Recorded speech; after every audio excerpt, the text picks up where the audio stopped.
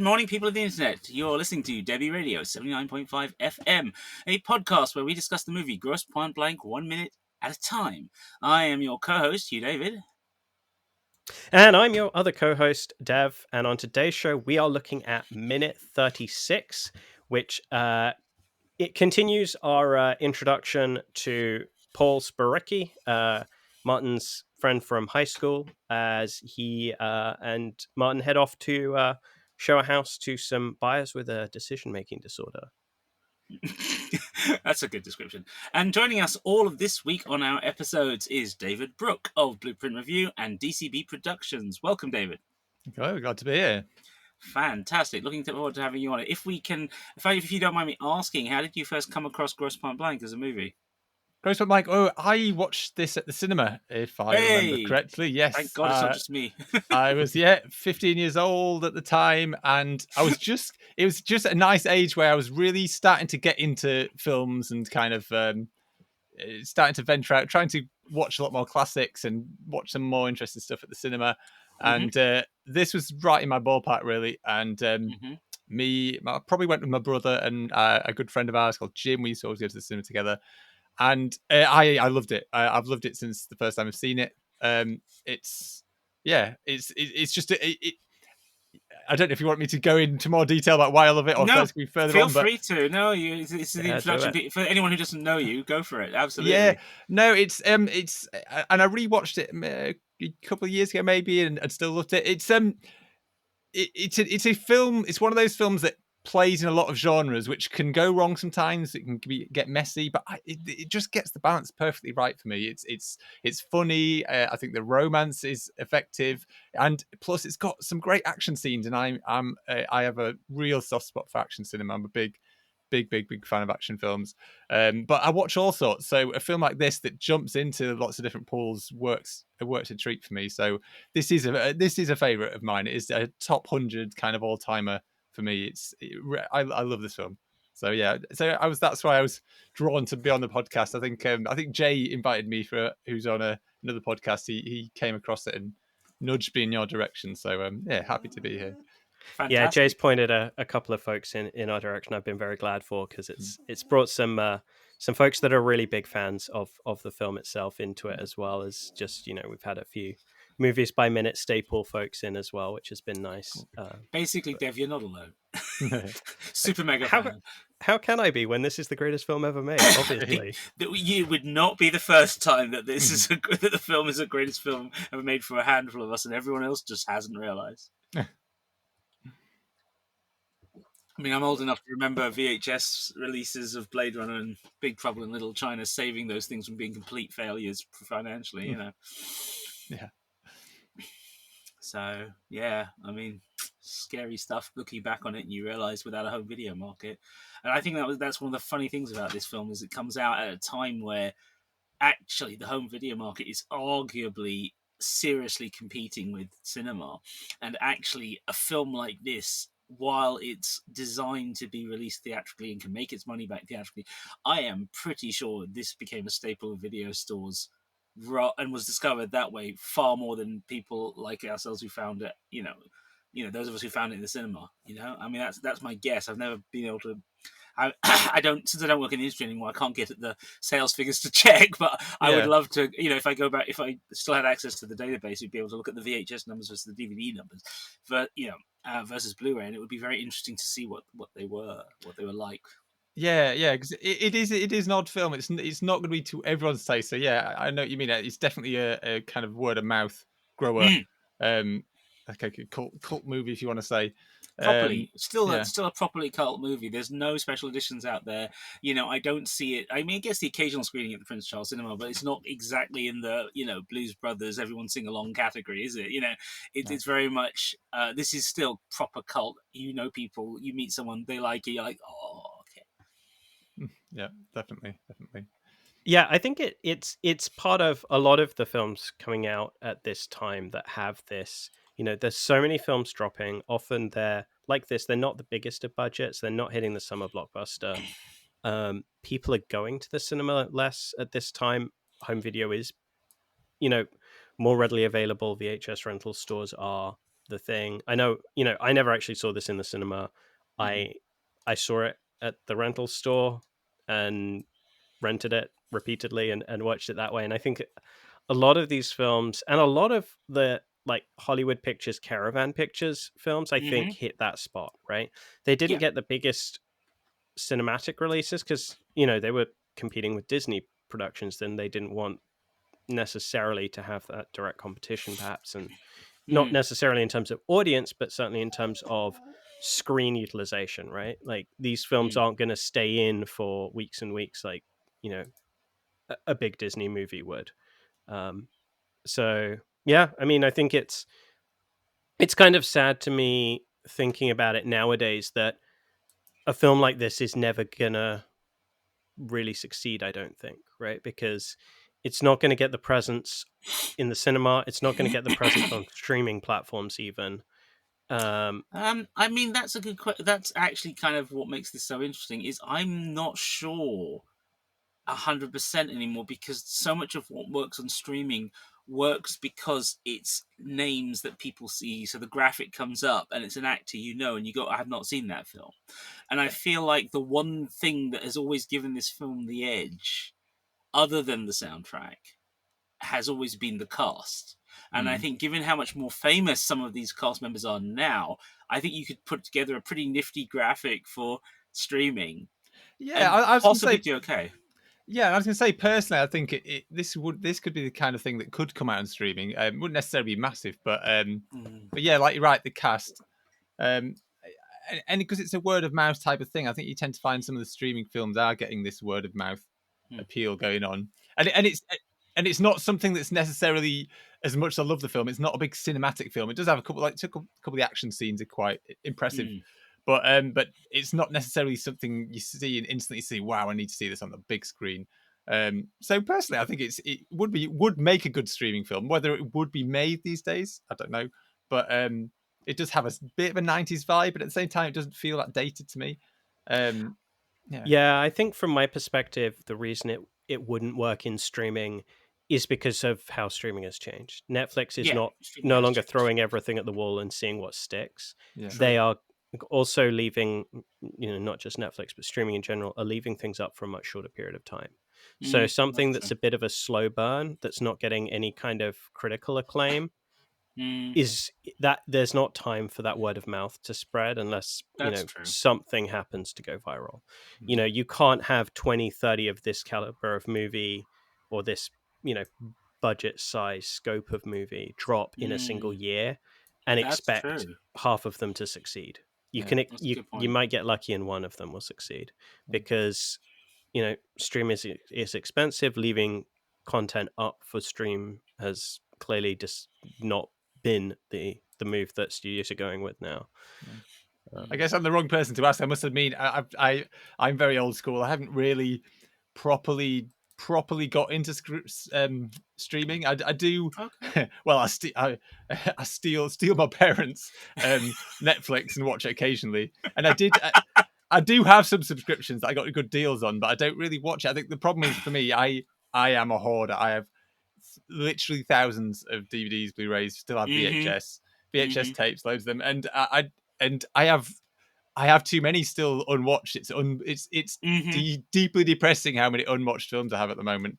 So I just don't need streaming, and it just doesn't. I like watching older films. I think streaming is, other than like maybe Mubi and stuff like that, it's they're not very good for kind of classics. They don't usually treat them very well. They don't usually remaster them or anything, and and they don't have much of a range. Like, I like to dig deep and go to Netflix or something. There's not really that much a range of classic cinema on there. So for me, I don't really bother with it, to be honest. I'm a bit lost. I just stayed behind. I honestly think that a lot of the folks that are doing Movies by Minute podcasts are the kind of people that don't necessarily embrace streaming for a lot of the limitations that you just said, right? Yeah. DVDs and Blu-rays, one of the big selling points for us, I think, is all of the extra features, the commentary tracks, and these Movie by Minutes are kind of a super in-depth commentary track from a bunch of rank amateurs that are just fanboying over a movie, right? Or at least I am. And that's something that you will never get with streaming. I don't think that's ever going to be appealing to the platforms to provide. Disney has tried a little bit with some of its content, but Disney also launched into this sector by loudly proclaiming that everything would be evergreen. They wouldn't cycle content in and out, and then they realized the finances of it and quickly had to U-turn. And we who already have fairly substantial DVD Blu-ray collections are watching this happen and are like, you know what, I'm going to go back to just buying physical media, because it turns out that owning stuff is kind of nice when you actually want to be able to watch it, right? And so yeah, I mean, that is the thing, isn't it? That's the thing, ownership, right? Like, we're doing this podcast because we all feel we have a personal connection to this film. This film matters to us. We there are things about it we appreciate that we don't, not only don't see in other films, we don't hear other people appreciating other films in that way either. Like, the number of times I read a review or a comment from someone online, or hear from someone when you're sitting down talking about a film, and they are dismissing or criticizing a film on the basis that the film is multi-genre, and I'm like, how is that a starting point for something being bad? Like, have you never seen a Hong Kong film? Do you not know what Bollywood is? Like, literally, they call it a masala film for a reason in India, right? These things are mixed. Like, yes, I agree. We can talk about tonality, and we can talk about, where the efficiency of storytelling, and does it work? Does it not? Does it help? Does it not? Fine, great. But to just go, oh, they don't know what they're doing. They keep trying to do every genre. Well, maybe they actually want to. Maybe that's like a thing a film can do. I mean, I know it's the same with books, obviously, and music. You don't hear as much about. I mean, again, part of this is the audience, part of this is commercial drives, and it's often people often say that in the 70s, both movies and radio, particularly in America, became much more divided by genre because of the way they were then distributed, right? Radio goes from playing everything into being specific, soul and a rock channel and a 60s channel, and it all breaks out into these things because that's what the marketing guys want, that's what the A&R guys want, that's what the record players want. But also the studios, while they're busy having their moment of, we've got these young whippersnappers, let's give them some money and they'll change cinema, and we get all these really cool films, we've still got these other mainstream films being churned out, and everything starts to get, we go from having a film that is a detective film that also has a romance in it, that also has a car chase in it, to this is just a car chase movie. That's it. That's all we're here for. You are going to watch 90 minutes of car smashing, like, which I love, don't get me wrong, but at that point we're kind of narrowing ourselves down to the point where we are now, where where you look at the way these streaming services categorize films. And they would just be unable to deal with this film. I can just imagine, like, writing the adjectives and going click, click, click. Oh, actually, it's a button system, isn't it, for the guys who do this for them? You sit there and you have to click a whole load of things, and I can just imagine the pain. It'd be like every 5 minutes going, wait, no, it's that. Wait, oh no, and actually, no, you're missing the point. You're missing the point. The point is to try and have a go at these things and construct the tone out of that. And I think this scene that we're looking at is actually a great example of that, right? Because we've switched from the interrogative moment, like, rom-com element that has just been introduced, and now we're in, like, coming of age drama, buddy, just a whole different vibe. Completely. These two guys are, like, remembering they're walking and talking, but they're like they're teens again, even though they are now comparing things as adults. And it's a very, this wasn't the film a minute ago. Literally, this was not the film a minute and a half ago. And that's, as I say, that's one thing I love about it. And it's a difficult balance to pull off, because I do think, as I say, although I am with you where I do like films that kind of jump around a bit, but it can go wrong, though, sometimes. Sometimes it can just be a bit of a jarring mess. But it just, I don't know. It's hard to put into words how it does it, but it just jumps. It's just perfectly pitched to me. It just, everything works together, fits. Yeah. I also, in this minute, I love some of the one-liners that are thrown out there. Yes. I think this minute highlights a couple of my favorites. The valet parking your high horse is a phrase that I just adore. And the little, back and forth about buying the car from Bob DiStefano and breaking a collarbone and stealing your girl, and it's it feels super authentic with probably the least authentic dialogue ever, right? Like this is it's way too polished, it's way too slick, it's way too fast. It's what you aspire your back and forths with mates to be, but you never quite achieve because we're not this erudite or this fast. But it plays off on screen so well. I think that is one of the things, as I say, it does have a bit of that kind of 90s vibe. And I think that is something that's common in 90s films. And especially coming off the success of Tarantino and things, you get a lot of these very, very scripted films, witty kind of scripted films. And you do find that some films have aged better than others in terms of that. Sometimes they try too hard. But I do think this, although it's maybe not naturalistic at all, but I think because the film is quite heightened anyway. In general, it works. It fits with the tone. I mean, it is, as you say. There's all the great. There's so many great quotes from the '90s from indie crime films, right? And like I can remember seeing Reservoir Dogs on a VHS tape that a friend of mine brought back from college in the States, and we watched it in his place, and it hadn't actually hit over here, and we were just the opening scene, he and I were just giggling because it's like, this is us. This is what we're like at the comic store when we're talking about things, and then we go and get coffee. It just doesn't turn into violence after that, right? But that dialogue, especially the way it overlaps and the way they, like, one group is discussing this and that group is discussing this, and then suddenly they all come together and they start vying and complaining. But it's all about Madonna, and you're like, wait, what? There's a lovely way of undercutting that whole thing. The quotable elements just come thick and fast after that. Things to do in Denver when you're dead. I am Godzilla. You are Japan, or boat drinks. And again, there's a cult movie. I remember doing boat drinks to someone at one point, and only one person in the room getting in. I was like, yeah, you see, the film, and it goes. You work your way through that. Usual Suspects. There's so much good dialogue in that, and even something as silly as Con Air. Con Air. Put the bunny in the box. That's it. That's the line. And of course, Cusack's in that as well. Yeah. It's one of his rare big budget forays in that. And I seem to remember him saying somewhere that, he just did it because he was like, oh, come on, everyone else has done one of these things and I could use the money, And yet, when he's in it, he somehow makes that agent very much a Cusack character, not a million miles away from Martin Blank.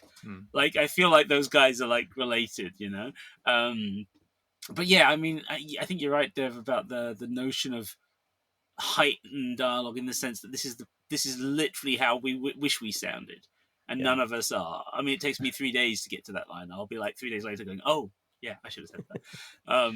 But also, I don't know. We've said so. One of the things, David, we really looked at with getting ready for this podcast, we managed to dig out an interview from 2012 with the director, written text one, and one of the things he said was that they shot minimum three versions of every scene.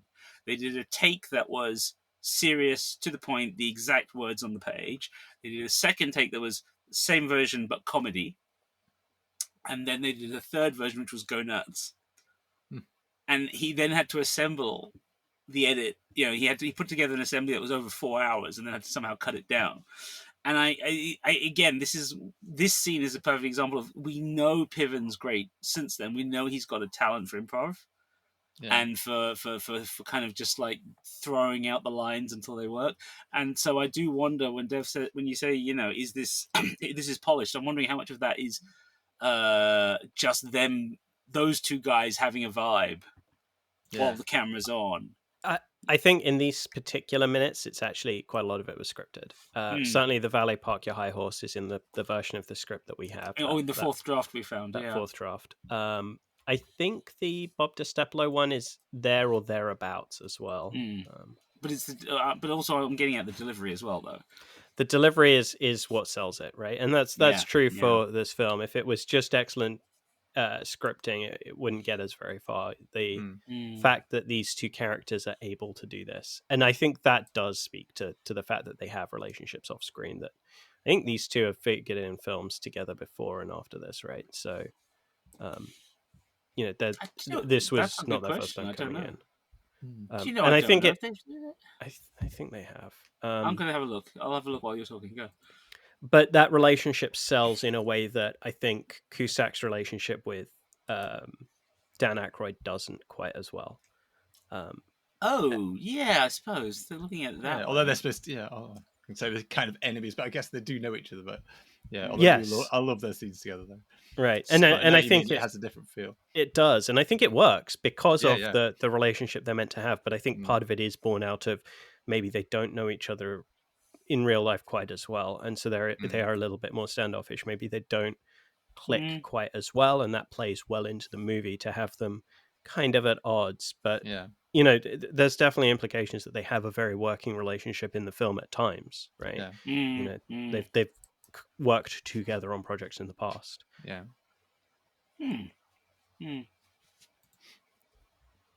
I mean, is that?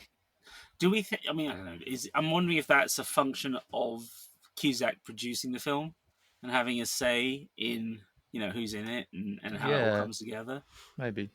I think so. Yeah, and I think Dan Aykroyd was probably brought on board first and foremost for the name, and I think the role may have been shoehorned in a bit.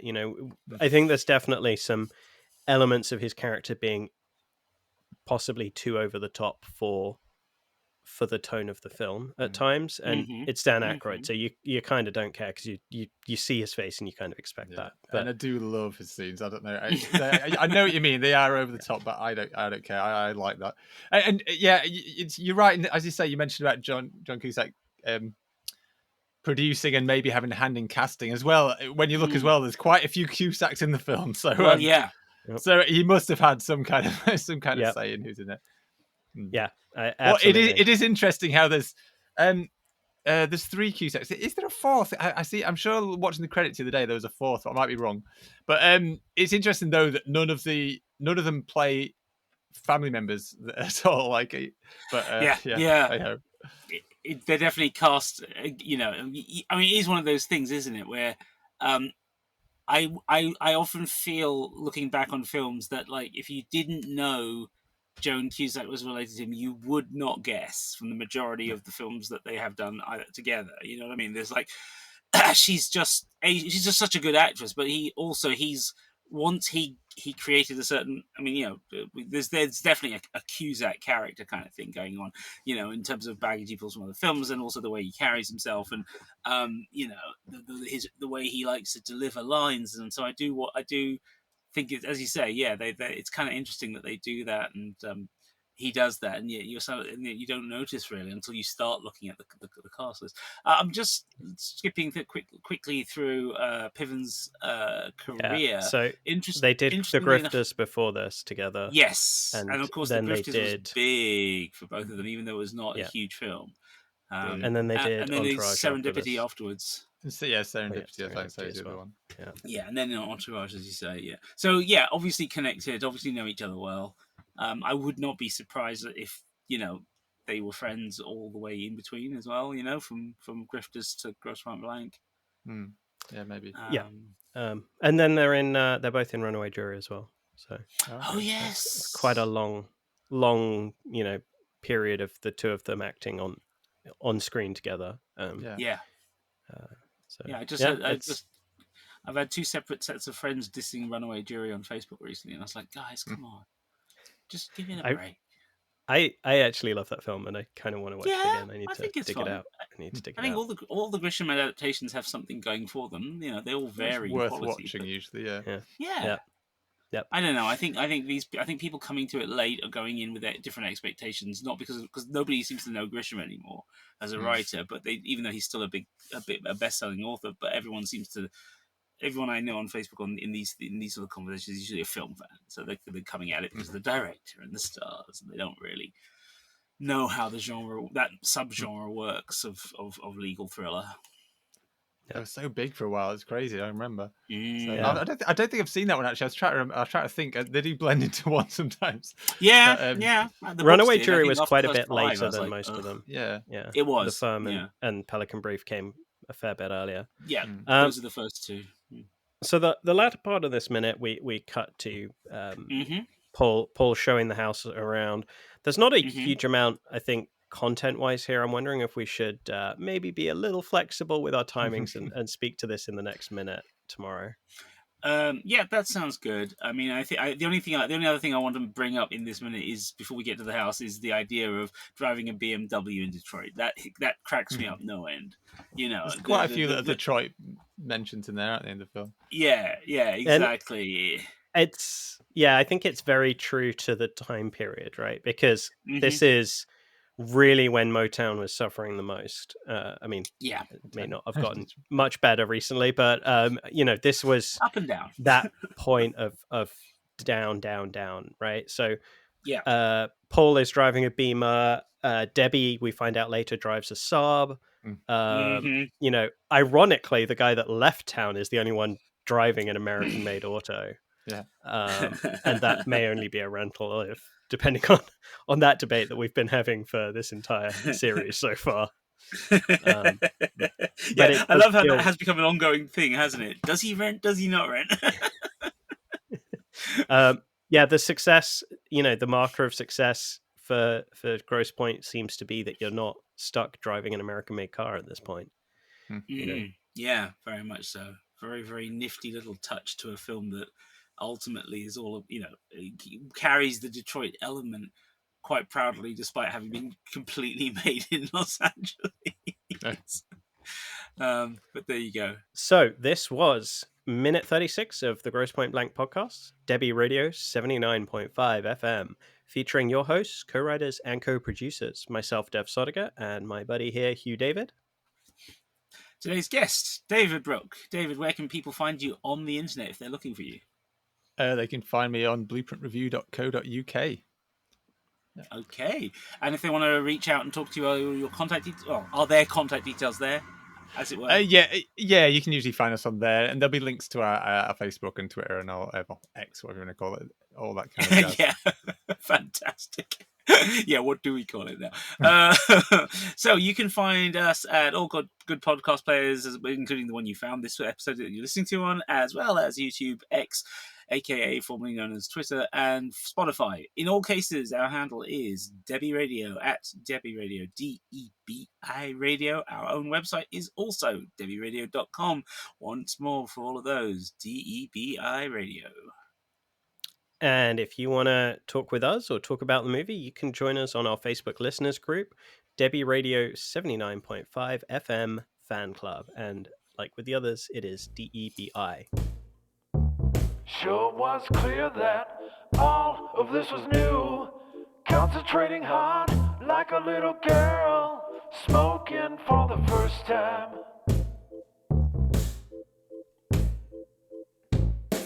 It wasn't a moment,